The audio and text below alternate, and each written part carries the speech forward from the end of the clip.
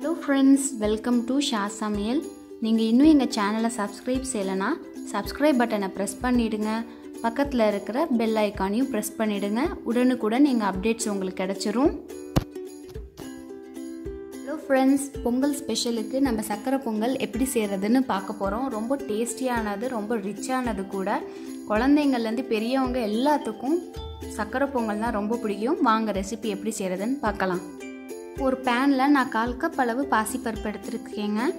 பாசிப்பருப்பு மிதமான சூட்டில் வச்சு நல்லா பொன்னிறமாக வறுத்துக்கங்க. ஏன் நம்ம பொன்னிறமாக வறுத்துக்கிறோன்னா, ஏன்னா பொங்கல் சமைக்கும் போது நல்லா மணமோடையும் ரொம்ப ருசியோடையும் இருக்கும். தீயை வச்சிடக்கூடாது, மிதமான சூட்டில் வச்சு தான் வறுக்கணும். நம்ம பாசிப்பருப்பு பொன்னிறமாக ஆயிடுச்சு. இப்போ ஒரு பாத்திரத்தில் மாற்றிக்கங்க.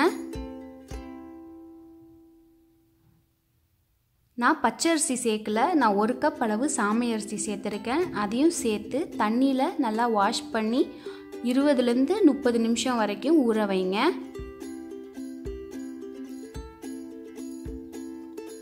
ஊற வச்சோம் இல்லையா, அந்த அரிசியில் இருக்கிற தண்ணியை வடிகட்டிட்டு குக்கரில் நம்ம அரிசியும் பருப்பையும் சேர்த்துடலாம்.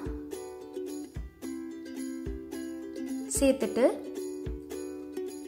1/4 கப்புக்கு நான் 2 கப் தண்ணியும் 1 கப் பால் சேர்த்துருக்கேன். திக்கான பால். டோட்டலாக நான் 3 கப் சேர்த்துருக்கேங்க.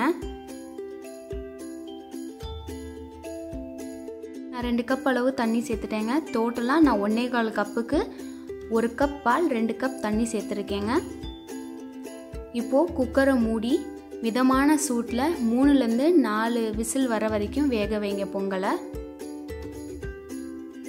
3 விசில் வந்துருச்சுங்க. நான் குக்கரை ஓப்பன் பண்ணுறேன். நம்ம அரிசியும் பருப்பும் நல்லா வெந்துருச்சு. நல்லா மசிச்சு விட்டுக்கங்க. சப்போஸ் உங்களுக்கு அரிசியும் பருப்பும் வேகலைன்னா இன்னும் 1 கப் அளவு தண்ணியை சேர்த்து நீங்கள் வேக வச்சா வெந்துடும். நல்லா மசிச்சு விட்டுருங்க. கரெக்டான பதத்தில் இருக்குது இது.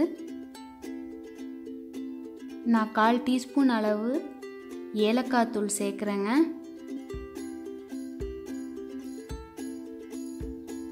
ஒரு சிட்டிகை உப்பு, ஏன்னா உப்பு போட்டால் இன்னும் நல்லா ருசியை அதிகப்படுத்தும்.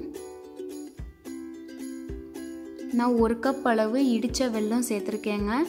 நல்லா சுத்தமான வெல்லம், அதனால் நான் தண்ணியில் கரைக்கல. சேர்த்து நல்லா மிதமான சூட்டில் வச்சு நல்லா மிக்ஸ் பண்ணி விட்டுருங்க. வெல்லம் கரைஞ்சிரும். இப்போ நான் ஒரு சின்ன பேன் எடுத்துக்கிட்டேன். அதில் 2 டேபிள் ஸ்பூன் அளவு நெய்யை சேர்த்துக்கங்க. நெய் நல்லா சூடானதுக்கப்புறம் முந்திரி பருப்பை பொன்னிறமாக ஆக்குங்க. தீயை வச்சிடக்கூடாது, அடுப்பு லோ ஃப்ளேமில் இருக்கணுங்க.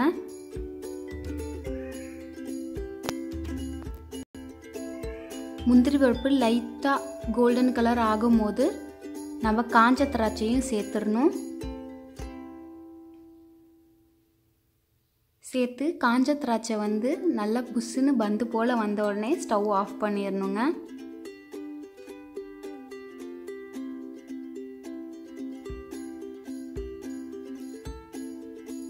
இது மாதிரி வந்தோடனே ஸ்டவ் ஆஃப் பண்ணிடுங்க.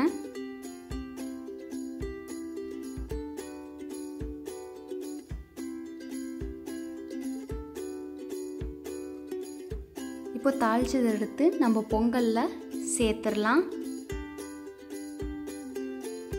சேர்த்து நல்லா மிக்ஸ் பண்ணி விட்டுருங்க. நம்ம அருமையான சாமை அரிசி சக்கரை பொங்கல் ரெடி ஆகிடுச்சு. ரொம்ப டேஸ்ட்டாக இருக்கும். இதில் நீங்கள் இன்னும் ஒரு எக்ஸ்ட்ரா 1 ஸ்பூன் நெய் விட்டு நல்லா மிக்ஸ் பண்ணிக்கோங்க. இன்னும் ரொம்ப சுவையை கொடுக்கும், ரொம்ப மணமும் கொடுக்கும். பாருங்கள், இப்போ இந்த மாதிரி கன்சிஸ்டன்சியில் இருக்கும்.